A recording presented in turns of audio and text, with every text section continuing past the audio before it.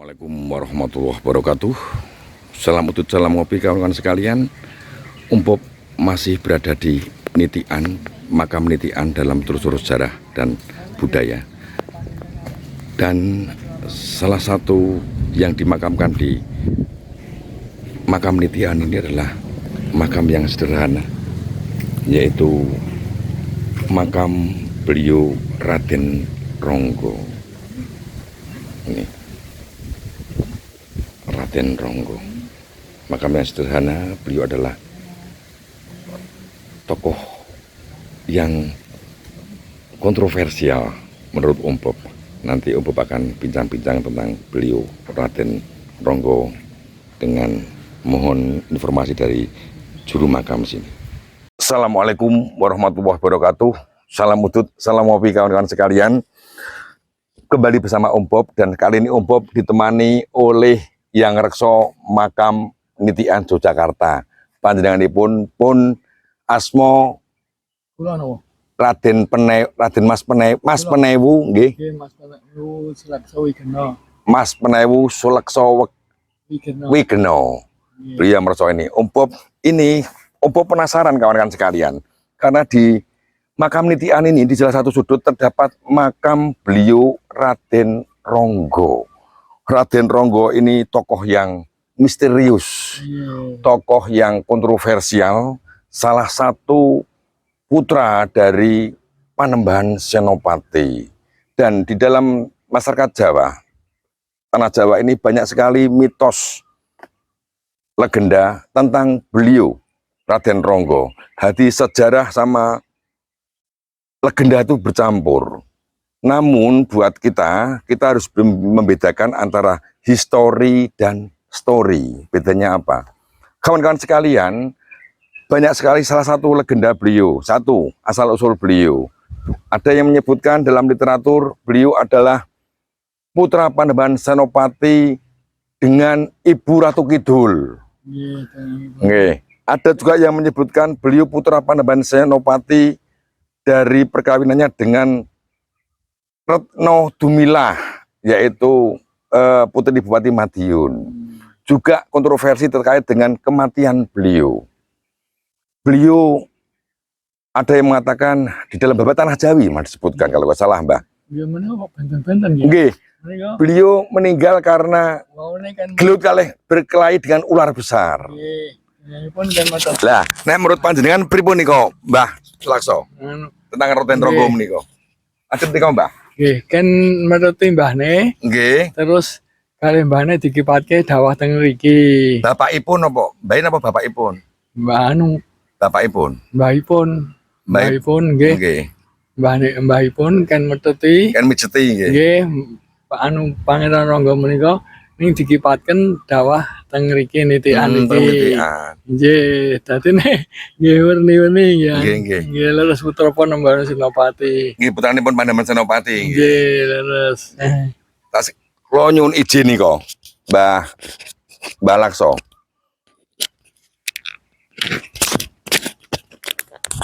Kula badhe izin badhe nyriyosaken Raden Ronggo menika saking berdasarkan buku-buku ingkang kula waos. Baik kawan-kawan sekalian, dari campurnya mitologi dan legenda tentang Raden Ronggo, ini dari literatur yang pernah Umpop baca dari beberapa, dan Umpop membandingkan Raden Ronggo. Umpop akan kembali ke sebelum Mataram berdiri, awal-awal Mataram. Kawan-kawan sekalian, ketika trio Mataram berhasil membunuh Aryo Penangsang, ini Ki Ageng Pemanahan diutus oleh Adipati Pajang, yaitu Hadiwijoyo, melaporkan kepada Ratu Kalinyamat. Ratu Kalinyamat adalah putri Pangeran Trenggono. Dilaporkan tentang kematian Aryo Penangsang, dan sebagai bentuk rasa terima kasih, Ratu Kalinyamat memberi beberapa benda, beberapa barang kepada Hadiwijoyo, Sultan Hadiwijoyo lewat pemanahan. Salah satunya adalah dua putri dari Sultan Prawoto. Putri ini masih kecil-kecil, namanya Semangkin sama Prihatin. diaturke untuk diambil sebagai garwo Sultan Hadiwijaya. Pemanahan melaporkan kepada Sultan Hadiwijaya, namun semakin sama prihatin masih kecil-kecil. Karena masih kecil-kecil, memerintahkan kepada Ki Ageng Pemanahan, waktu itu Pemanahan sudah tinggal di Pajang bersama putranya yaitu Ngabehi Loreng Pasar atau Raden Sutowijoyo. Dua orang putri dari Demak, yaitu putrinya Prawoto, semakin sama prihatin hidup bersama Pemanahan dan Danang Sutowijoyo. Bersama Danang Sutowijoyo, akhirnya tumbuh benih cinta antara Danang Sutowijoyo dengan Semangkin, putrinya Prawoto, dan sampai hamil, kawan-kawan sekalian. Kehamilan Semangkin ini dilaporkan Pemanahan kepada Hadiwijaya. Karena sayangnya Sultan Hadiwijaya pada Danang Sutowijoyo itu Panembahan Senopati, yang dimarahi adalah Pemanahan. Putramu sudah wansinya kawin kenapa nggak kawinkan? Akhirnya ya tadi terjadi hubungan asmara antara Danang Sutowijoyo atau Ngabehi Loreng Pasar dengan Semangkin, dan Semangkin ini adalah gadis pertama yang berhubungan dengan Panembahan Senopati. Karena nanti Danang Sutowijoyo atau Ngabehi Loreng Pasar ini nanti ketika menjadi Jumeneng Noto menjadi Raja Mataram bergelar Panembahan Senopati. Dari hasil hubungan antara Danang Sutowijoyo dengan Semangkin lahirlah Raden Ronggo. Raden Ronggo, kawan-kawan sekalian, memang sangat sakti mandraguna. Semua laku prihatin ayahnya yaitu Panembahan Senopati pernah dilakukan semua oleh beliau. Dan beliau keturunan Sultan-Sultan Demak. Ibunya adalah putri dari Sunan Prawoto. Sunan Prawoto adalah cucu dari Raden Fatah, putra dari Trenggono.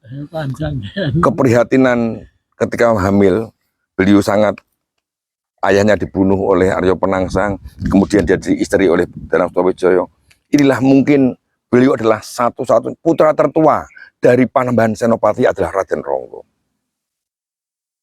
Dan beliau memang sering membuat ulah Raden Ronggo ini. Beberapa ulahnya, beliau sering pamer kesaktian. Beliau juga pernah membunuh utusan dari Pajang, yaitu salah satu prajurit dari Pajang, yaitu prajuritnya Bupati Tuban, Aryo Pamalat. Ini pernah mati karena beradu kesaktian dengan Raden Ronggo. Beliau juga sering membuat ulah, juga utusan dari Cirebon juga pernah bermasalah dengan beliau. Namun beliau meninggal muda.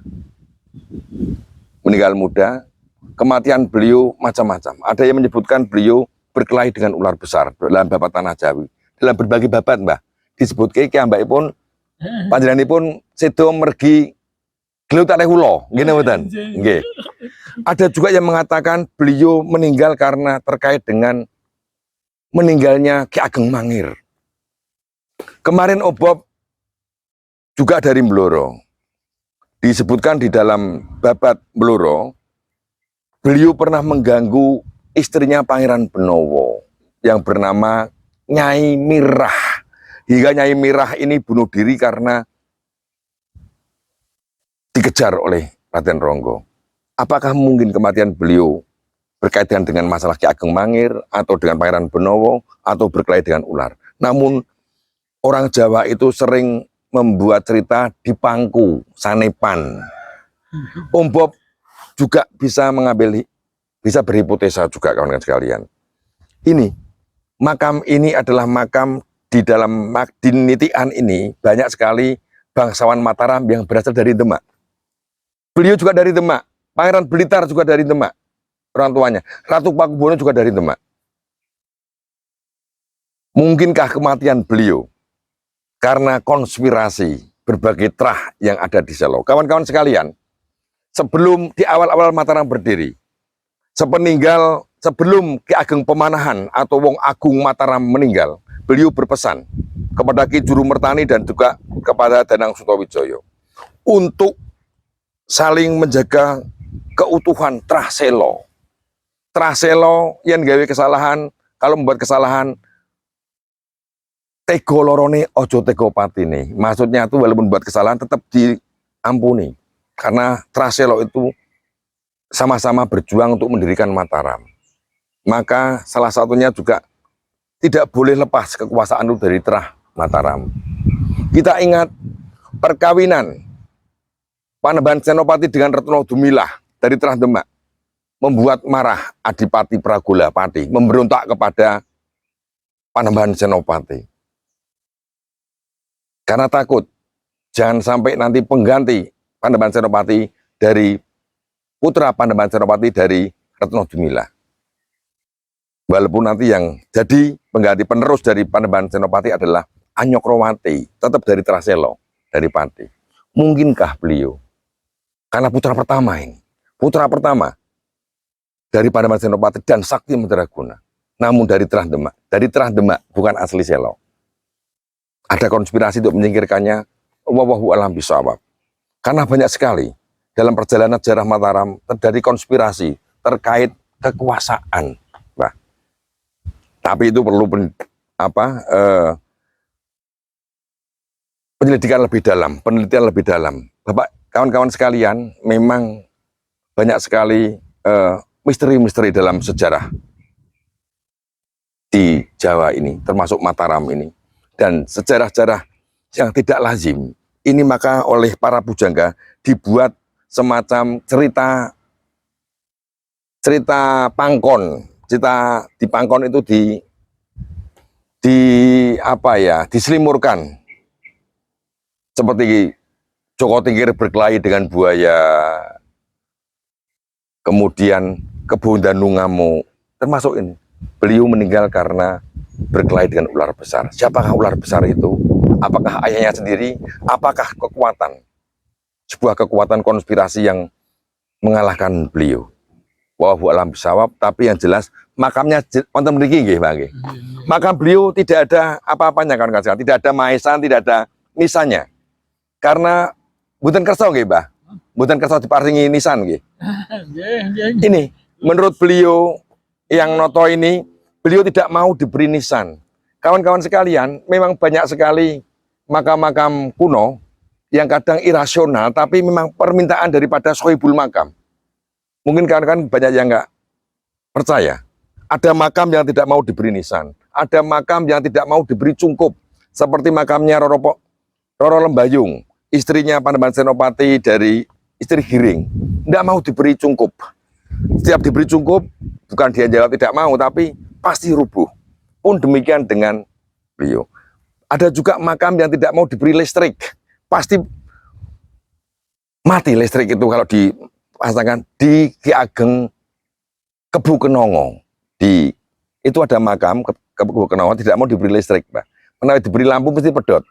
Jadi salah satu makam yang tidak tahu kenapa, termasuk juga ini, karena aura kesaktian para sohibul makam ini sampai sekarang masih bisa, hanya orang-orang tertentu yang bisa merasakan. Bob ini nggak bisa merasakan, kawan-kawan sekalian. Ini kawan-kawan sekalian, bahkan di makam beliau Ratu Pakubuwono di malam-malam Selasa Kliwon ya disebut nggih, Mbah nggih. Sering wonten sinar, wonten keris, wonten niku wonten Kanjeng Ratu nggih. Leres napa mboten? Lah niku. Tapi Om Bob tidak akan membahas masalah itu. Inilah kawan-kawan sekalian Raden Ronggo. Menurut Om Bob adalah putra tertua dari beliau Panembahan Senopati. Dari istri dari Demak, yaitu Raden Roro Semangkin. Dan Raden Semangkin ini terkenal dengan Ratu Kalinyamat, makamnya ada di Kota Gede. Ibu beliau ada di Kota Gede. Itu saya kira kawan-kawan sekalian, Om Bob mohon maaf, karena ini juga hipotesa. Beliau memang Raden Ronggo, ternyata makamnya ada di Nitian, Yogyakarta ini. Beliau orang yang sakti mandraguna. Seluruh laku prihatin Panembahan Senopati pernah dilaksanakan oleh beliau. Tidak heran kalau beliau menjadi putra Panembahan yang sangat sakti, pilih tanding karena olah rasa, olah rogo yang dilakoni oleh beliau dan ditambah dengan keturunan beliau dari Kesultanan Demak dan orang Wong Agung Tanah Jawa. Demikian Om Bob menyampaikan, dan Om Bob mohon maaf apabila hal yang kurang berkenan dan ada hal yang salah, mohon koreksi. Mengatakan Bopo Penewu Sulakso Wigeno. Wigeno. Ini beliau yang resmi makam sini. Matur suwun sangat. Assalamualaikum warahmatullahi wabarakatuh. Waalaikumsalam. Alhamdulillah.